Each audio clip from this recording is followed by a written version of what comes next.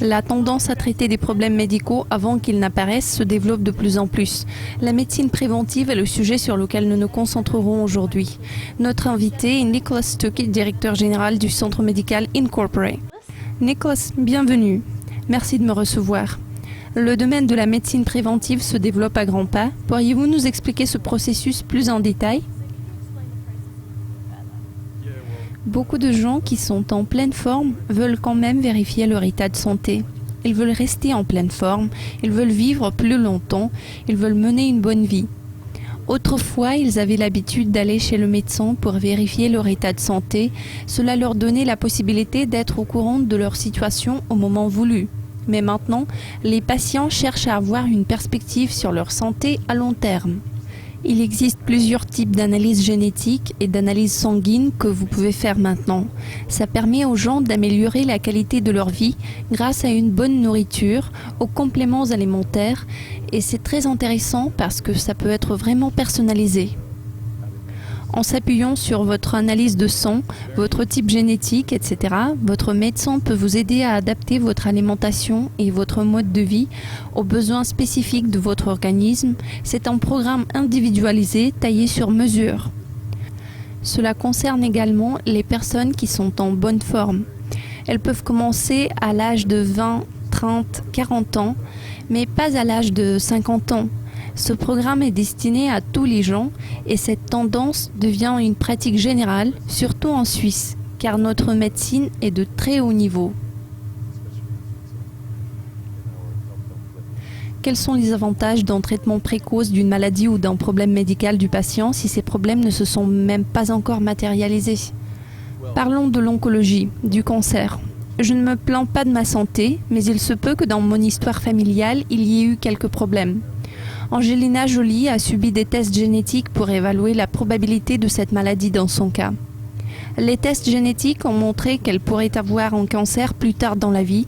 Il s'agit du cancer du sein ou de l'ovaire. Alors, elle a décidé de prendre des mesures.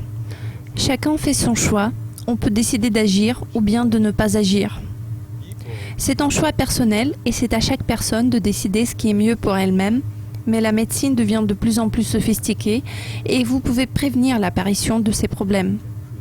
Maintenant, c'est au patient de décider s'il veut faire quelque chose ou non, mais si vous pouvez avoir cet outil, alors pourquoi ne pas l'utiliser ?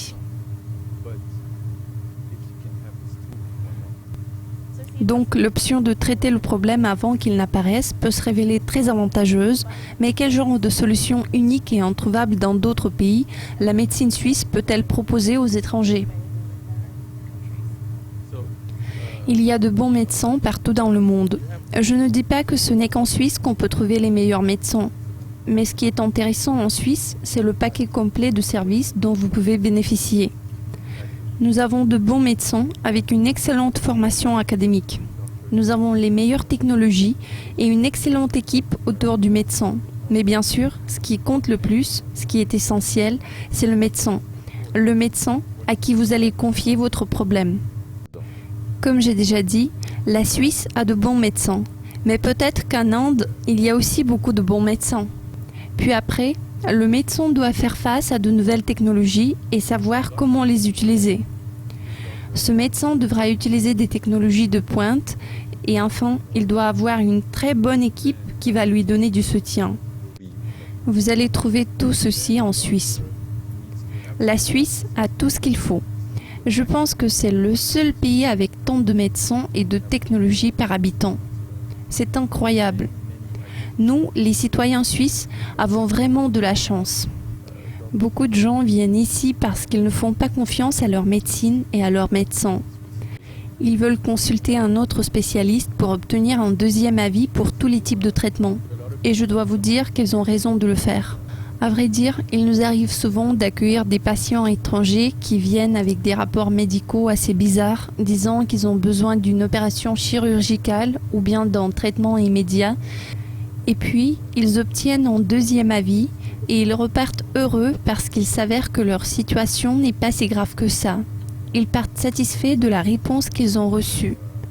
Le deuxième avis qu'ils obtiennent de nos médecins les aide beaucoup. Ils repartent en toute sérénité avec toutes les réponses qu'il leur faut.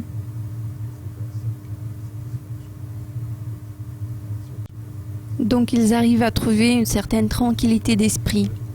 Bien sûr.